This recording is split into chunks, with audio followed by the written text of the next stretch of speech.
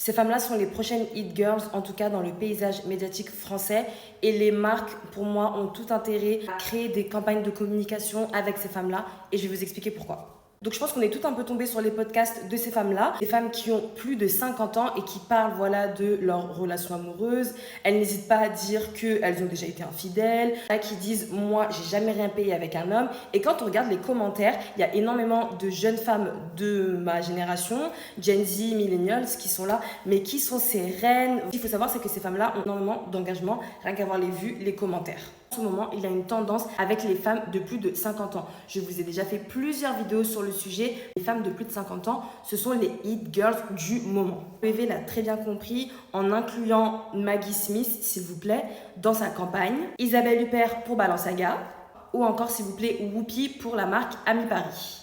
Il y a également d'autres marques qui ont fait appel à des femmes de plus de 50 ans qui ne sont pas connues pour créer des campagnes de communication. Et en ce moment, on remarque vraiment que les marques veulent casser les codes, ne plus vouloir faire appel à la jeunesse et créer une autre facette de la femme cool, de la femme belle. Et en ce moment, c'est les femmes de plus de 50 ans. Et on a beaucoup dit oui sur TikTok, c'est que les jeunes, c'est faux. Il y a de plus en plus de femmes de plus de 50 ans qui sont présentes sur TikTok, qui donnent des conseils de vie à des femmes plus jeunes. Du coup, elles deviennent des vraies personnes inspirantes pour la génération plus jeune et les jeunes les écoutent. Donc pour moi, ces femmes-là sont les prochaines hit girls.